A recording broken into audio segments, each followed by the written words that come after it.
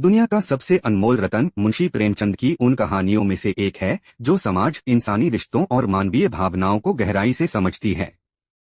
यह कहानी मातृत्व, त्याग और सच्ची भावनाओं की अद्वितीय मिसाल पेश करती है। इस विस्तारित रूप में कहानी को अधिक विस्तार और संवादों के साथ प्रस्तुत किया गया है ताकि इसकी गहराई और भावनात्मक प्रभाव को बेहतर तरीके से समझा जा सके। कहानी की शुरुआत। एक गांव था जहां लोग अपने सरल और सीधे जीवन के लिए जाने जाते थे। वहां का हर व्यक्ति एक दूसरे के सुख दुख में साथ देता था। इसी गांव में रतन नाम का एक लड़का रहता था। वह स्वभाव से तेज, चतुर और कुछ कुछ शरारती था। उसकी माँ उसे बहुत प्यार करती थी, लेकिन रतन को माँ के इस प्यार की गहराई का एहसास नहीं था। रतन अक्सर अपनी माँ को तुच्छ समझता और उनकी बातों को नजरअंदाज कर देता। माँ का हृदय विशाल था, वह बिना किसी शिकायत के अपने बेटे की हर जरूरत को पूरा करती। लेकिन माँ के मन में यह बात घर कर गई थी कि रतन का स्वभाव ऐसा क्यों हो गया है। राजा की घोषणा। एक दिन गांव में खबर आई कि राजा ने एक अनोखी प्रतियोगिता की घोषणा की है।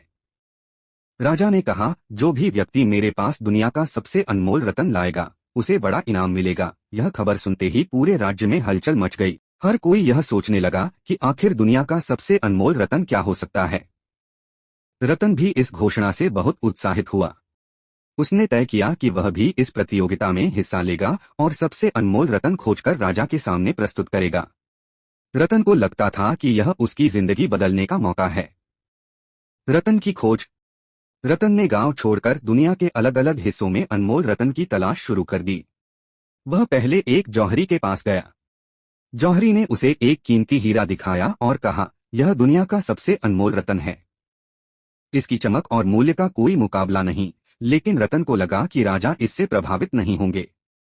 इसके बाद रतन ने एक योद्धा से मुलाकात की। योद्धा ने अपनी तलवार दिखाते हुए कहा, यह तलवार मेरे कई युद्ध जीतने की गवाह है।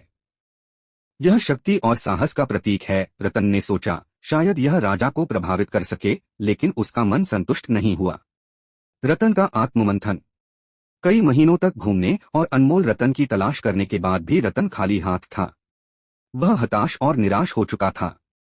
वह सोचने लगा, क्या सचमुच दुनिया में कोई ऐसी चीज है जिसे सबसे अनमोल कहा जा सके। इसी सोच विचार में डूबा रतन अपने गांव लौट आया। उसने देखा कि उसकी माँ दरवाजे पर बैठी उसकी राह देख रही है। उसकी आंखों में इंतजार और ममता का भाव था। जैसे ही माँ ने रतन को देखा, वह दौड़कर उसे गले लगा ली। सच्चाई का एहसास। रतन को अचानक एहसास हुआ कि जब वह दुनिया भर में अनमोल रतन की तलाश कर रहा था, तब असली रतन तो उसके घर में था।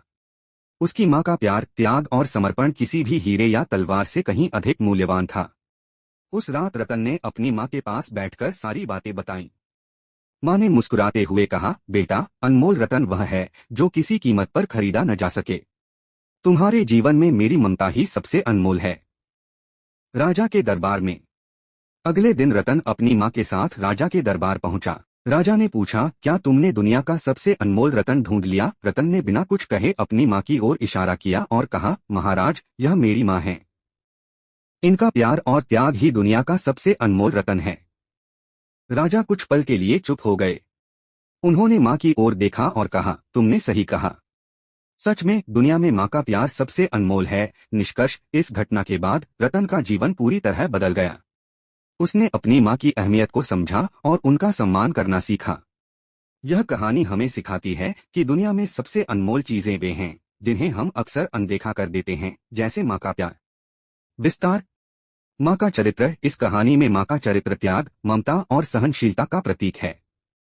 उनका प्रेम निस्वार्थ और अटूट है। राजा की सीख। राजा के माध्यम से कहानी यह संदेश देती है कि भौतिक वस्तुओं की तुलना में रिश्तों का महत्व कहीं अधिक है। समाज के लिए संदेश। कहानी एक सामाजिक संदेश भी देती है कि हमें अपने रिश्तों और अपनों की कद्र करनी चाहिए, क्योंकि यही हमारी असली पूंजी है।